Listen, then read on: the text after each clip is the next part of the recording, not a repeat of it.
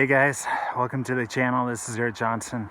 I want to talk about how I quit alcohol once and for all. It's been a long battle, but I can honestly tell you that I've been sober for 12 years now, and life is great, and I really didn't even think I was going to be alive this long. The last year I was drinking, people said I was going to die within a year. I already had I already had a heart attack when I was 32. Tons of broken relationships and friendships, fired from many jobs, just pathetic, demoralizing descent into hell, and drinking twice a day without eating. Getting drunk twice a day without eating, just absolutely hell. And it took hundreds of times where I said I was going to quit, but I never could quit until finally that day that I said I had enough. I hit rock bottom, but sometimes that rock bottom is deceiving. We don't really know how deep it goes. It might not actually be your rock bottom. So I started drinking just for fun a little bit, very little, when I was 17. I was actually scared of alcohol. I thought one beer would make me drunk, and I remember my friends gave me a beer, and I was so nervous about it because I was raised in a sheltered house, so there was no cursing, there was no drugs. My parents were sober, so I didn't know how strong a beer was. And I remember pouring out the first beer secretly in the other room. I drank like 2 gulps, and then I went into the other room and poured it out, but I pretended like I drank it. And then when I was 18, I started drinking a little bit more, and I just loved it. I loved the buzz. It felt like magic to me. It freed up all this tension and anxiety. Freed up all this tension and anxiety of all my years living under my dad's rule, basically. And so when I was 20, I met this woman that was twice my age. I was 20, she was 40. She was a line cook at a seafood restaurant, and I was a dishwasher. And at that point in my life, my dad kicked me out when I was 18. And so when I was 20, I was living in a Volkswagen van, and I was just washing dishes for a living. I thought I was a poet. I thought I was a hippie. I played hacky sack. I wore Birkenstock shoes, and I wrote poetry, and washed dishes. Very simple life.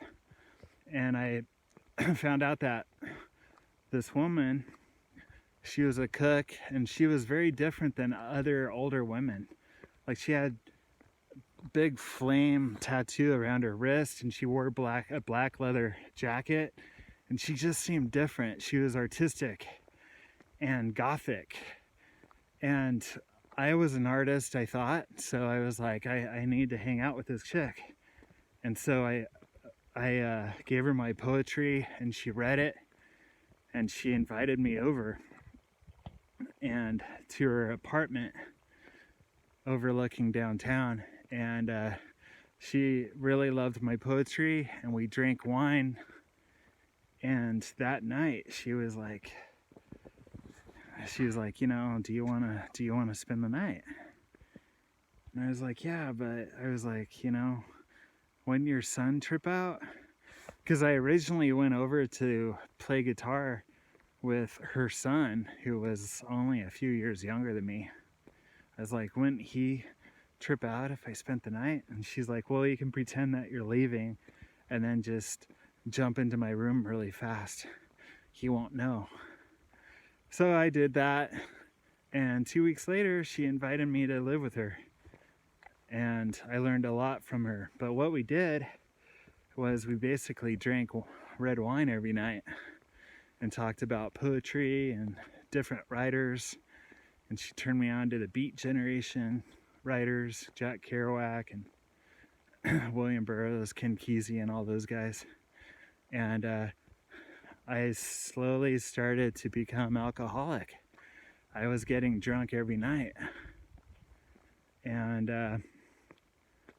that went on for like 4 years. And then I started getting really mean with her when I was drunk.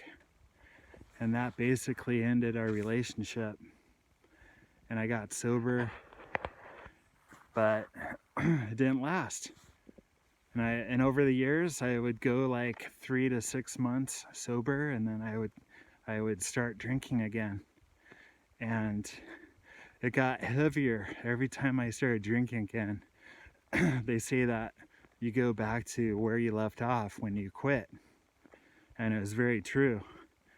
It's like Eminem once said that these demons are doing jumping jacks, just waiting for me. And you can't outrun your demons.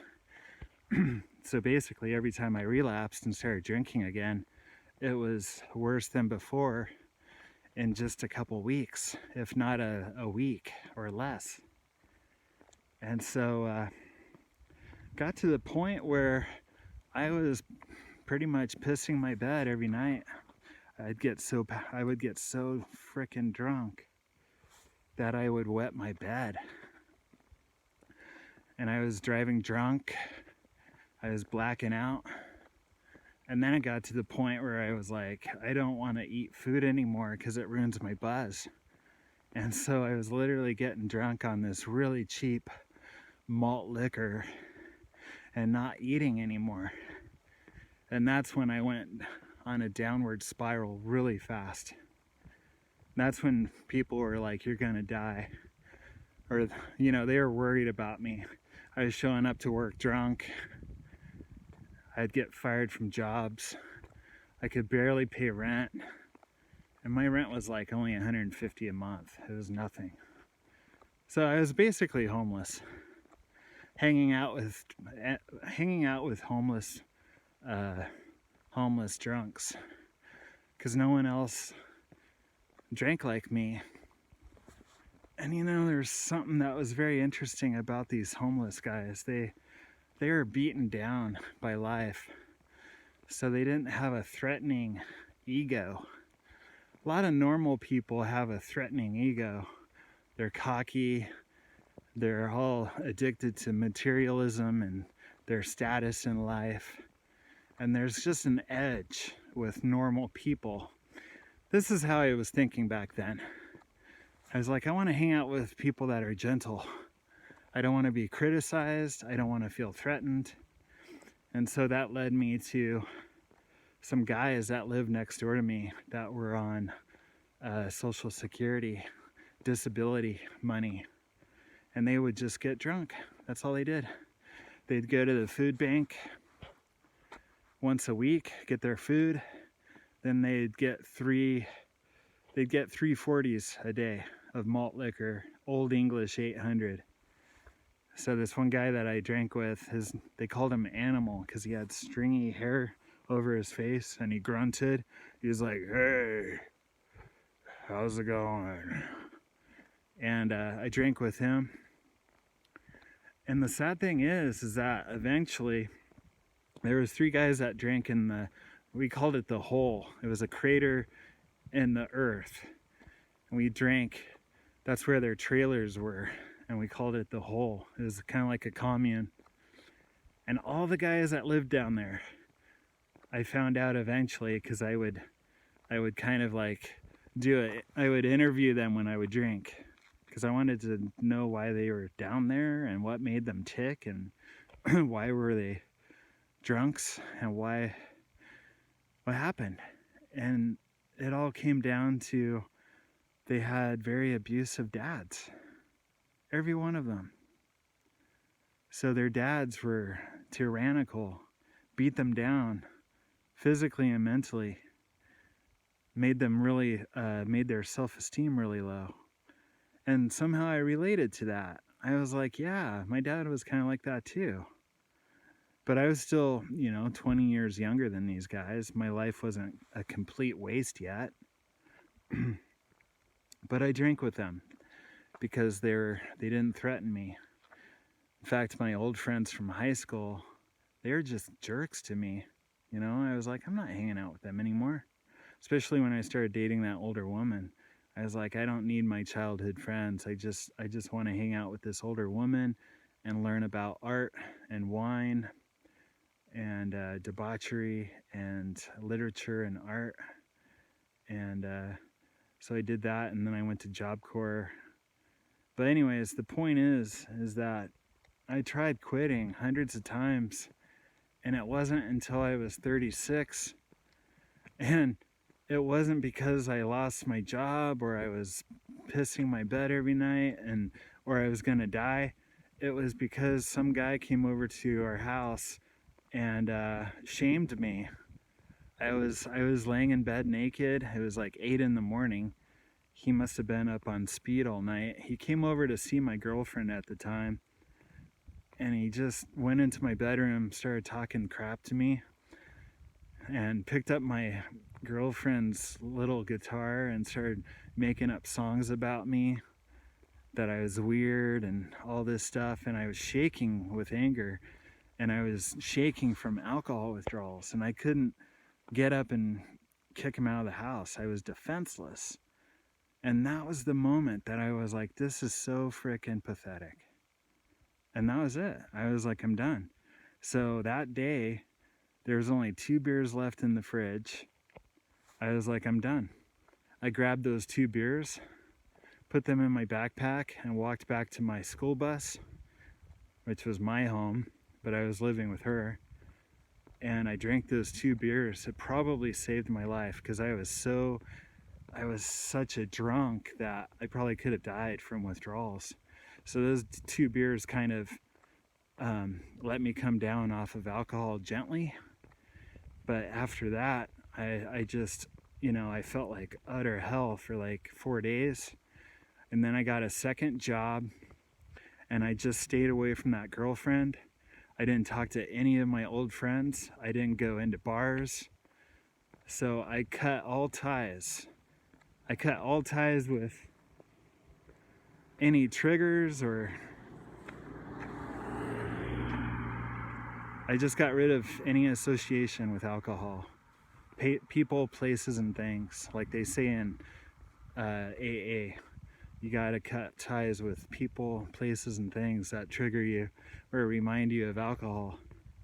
So I did that. A lot of people make their first mistake is they don't do that. They think they can drink Pepsi at a bar with their friends, or they think they can hang out with their friends without drinking, or they think they can just go anywhere they used to. But you have to cut all of that out. I mean, this is really life or death. You got to treat it like it's life or death. I was gonna die. Probably 1 more year of drinking and I would have died. If from anything, malnutrition, because I wasn't eating anymore. I couldn't even hold down yogurt. I would puke it up. My diaphragm was swollen. My organs were swollen. I was gonna die. So you gotta get rid of any triggers. And you have to have enough. Enough is enough. You have to really know.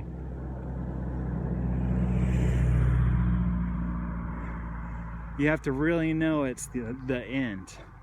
Because when I quit all those other times, there is still a part of me that's like going, what am I gonna do now? What am I gonna do sober? There is still a little bit of like, what if?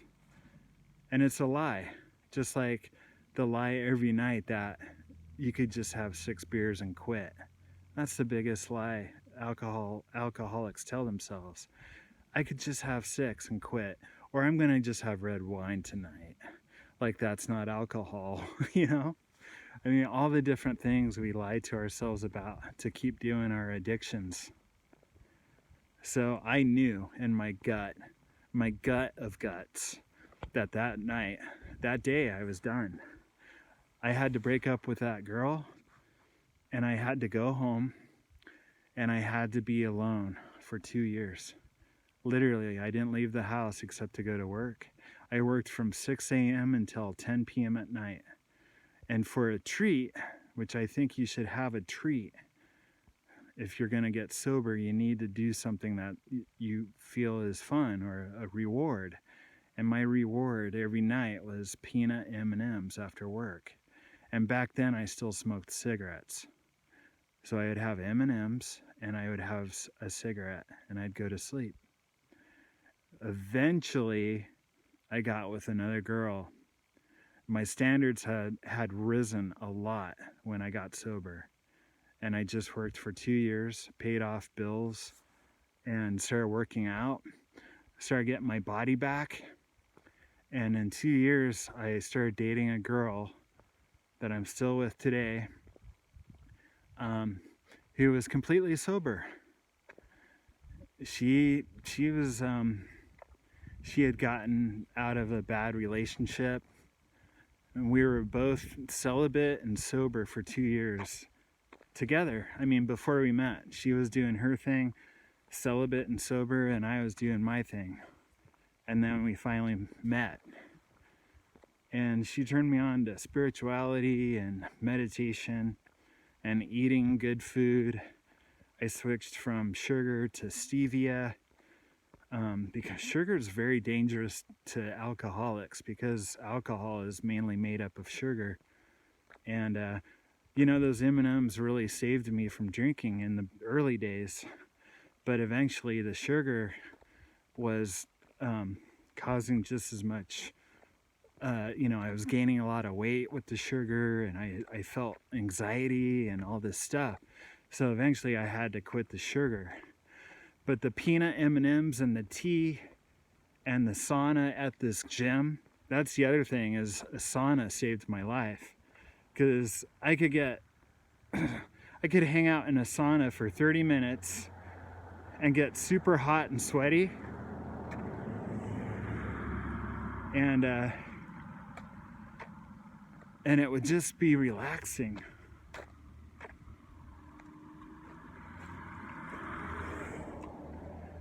It would just be relaxing. The sauna. And so I got really, exercise and sauna. I played racquetball. I loved that, chasing that little blue ball around. And I worked a lot. And then I met that girl, Misha, who I'm still with today. But you really gotta want it, guys. I mean, you have to treat it like it's life or death. And you can't go back to any of those locations where you drank. If you have a memory associated with a place of drinking, you can't go there again.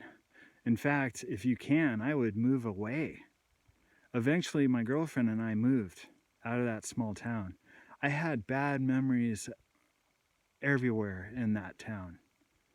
Blacked out, passed out, made a fool out of myself, hanging out with homeless people in public,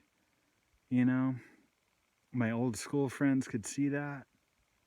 And you just got to get out of there and, start working out or start working hard. Just, and then eventually you can meet new friends that are sober. They're not even addicted. They're not alcoholic, they're not addicted to anything, and they have a big heart.